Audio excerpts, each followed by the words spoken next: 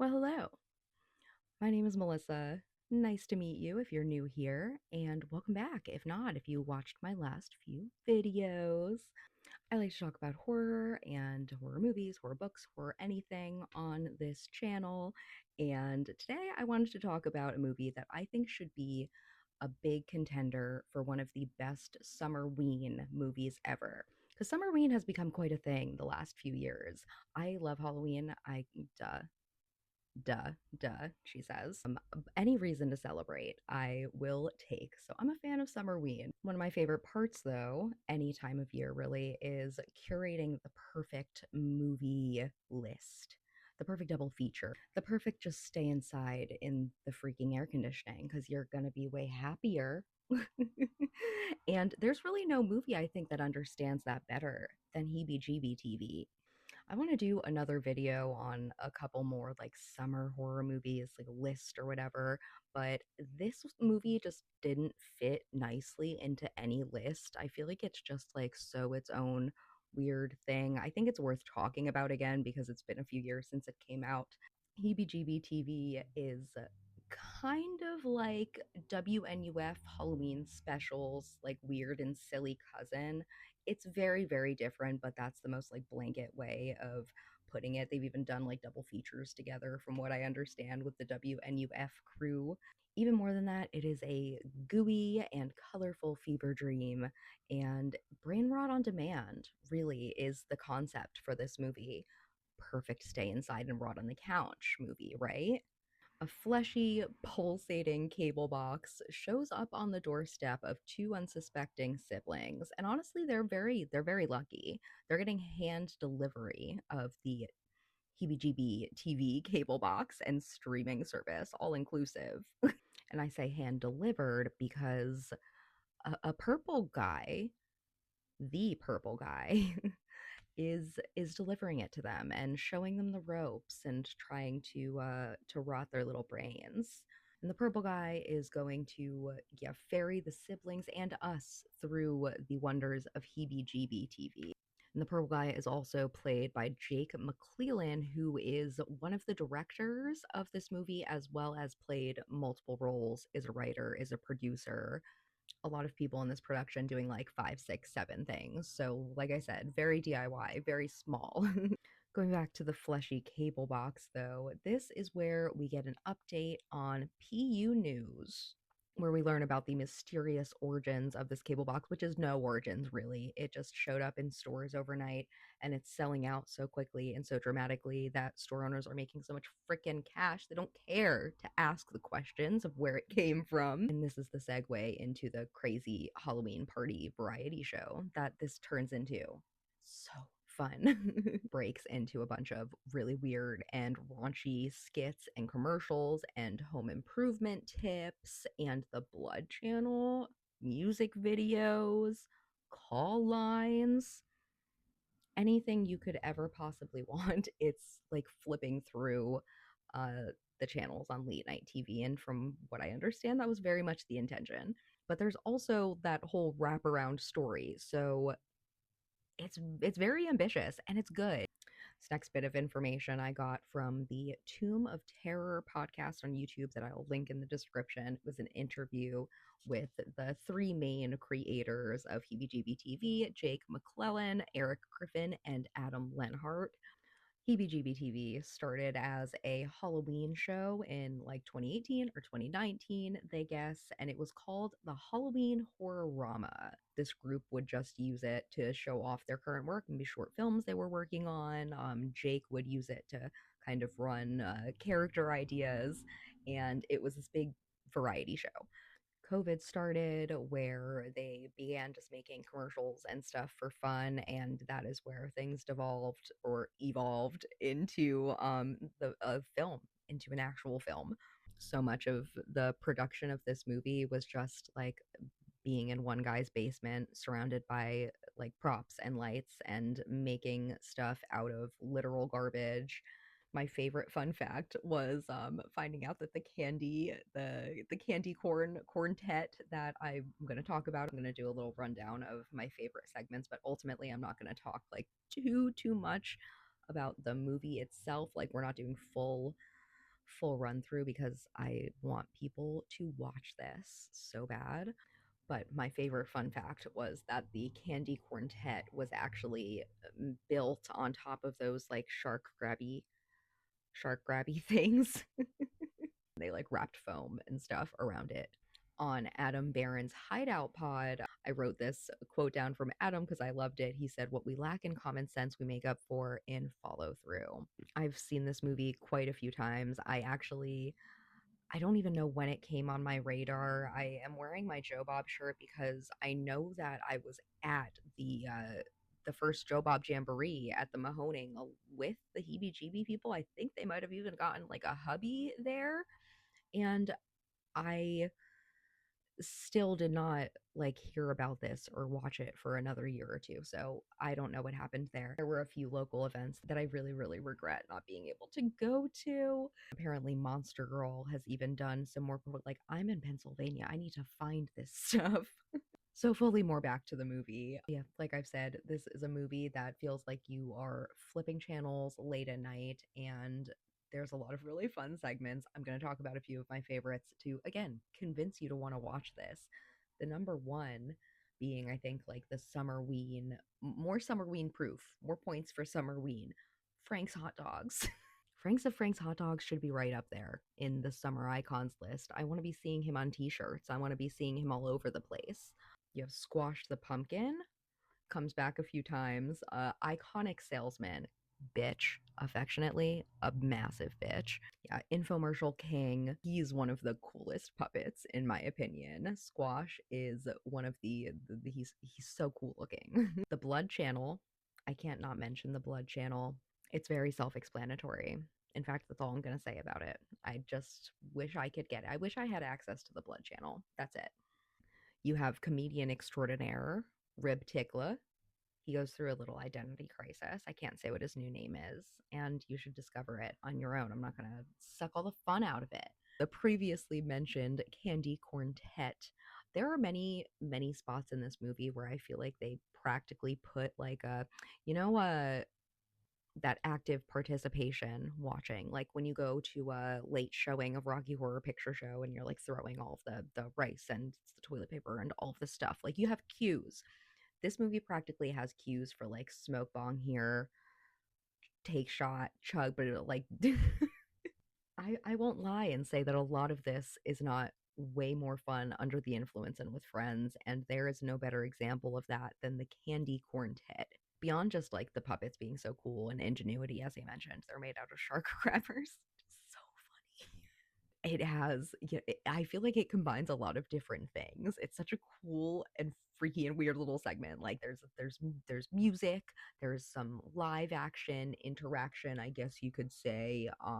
The cool puppetry, just Candy Quartet, so good, quite unforgettable, quite a sad ending, actually, if you think about it, for the Candy Quartet.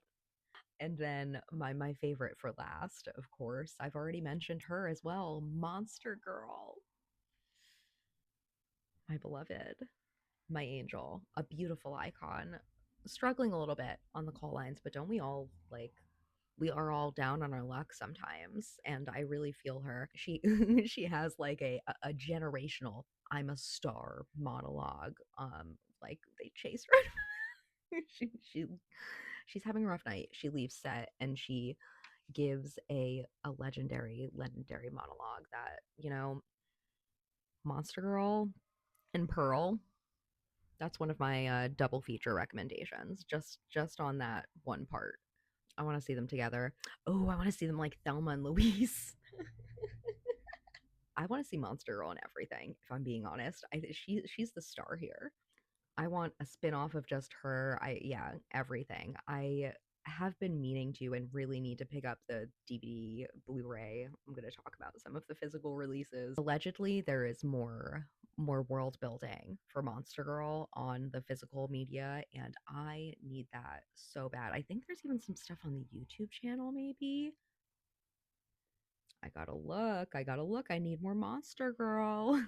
But the pearl thing was also a good segue into a couple of double feature recommendations that I also wanted to give with HeBGBTV. If you decide to throw a little Summerween party featuring this movie, which I think is a great idea, I want to do. I hate parties, and I want to do that. These are the top 4 movies that I would double feature HeBGBTV with, not mentioning WNUF Halloween special because that feels obvious. The rest of them feel obvious too in retrospect. But number 1, Frankenhooker. Once again, with Monster Girl, it feels obvious. I feel like they even look kind of, so they sisters, cousins, related somehow. I love them both so much. Frankenhooker and Pearl, the second recommendation, are both really just like my girly pop. I want to see Monster Girl hang out with her. Double feature recommendations. Uh, my dream duos, I think. So for that reason, Frankenhooker, Pearl. I would even make a good triple feature. Why not, right? Why not? How long's the party gonna be? You can have a triple feature.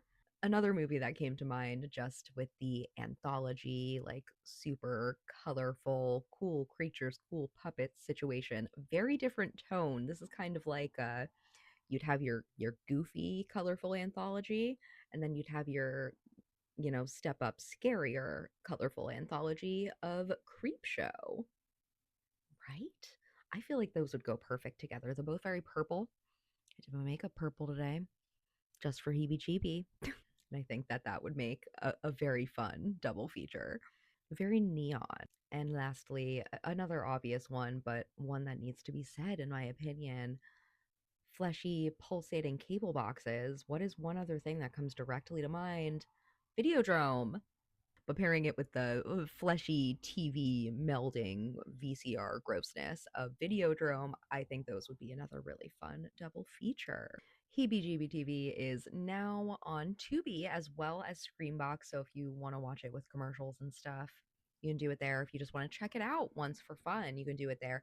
I will say, in a weird way, this is a rare movie that I feel like if you get really pissed off by commercials on streaming services, you'd still be able to watch this on Tubi because the real life commercials almost intermingle in an interesting way to that channel flipping energy. Like, I still don't want to see them, but honestly, some of those Tubi commercials are so freaking dystopian that like it does fit in like a horrifying weird. But I, of course, recommend picking it up on physical. I am going to do that as soon as I possibly can. I have had my eyes on that special edition box situation that has like signed Blu-ray and a poster and all that, and it like comes in a heebie-jeebie box. I want her really bad. So you could get that from ScreamTeamReleasing. They have a couple bundles. You could just get it by itself on Blu-ray, signed, and they have also like very appropriately released this on VHS. So I love that even a smaller movie like this has so many cool options for physical releases, physical things that you could pick up. Again, I still think that the only thing that they are really slacking in is like Monster Girl merch. I want Monster Girl everything. There's a fake commercial for like a Monster Girl die cut. Fake, I want it.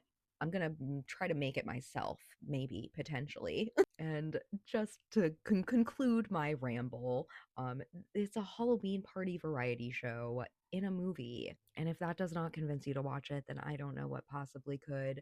It's so clearly a passion project. It's full of original music and cool puppets and fun cinematography and commercials and skits that honestly feel like they are truly from another time rather than being an homage to that time.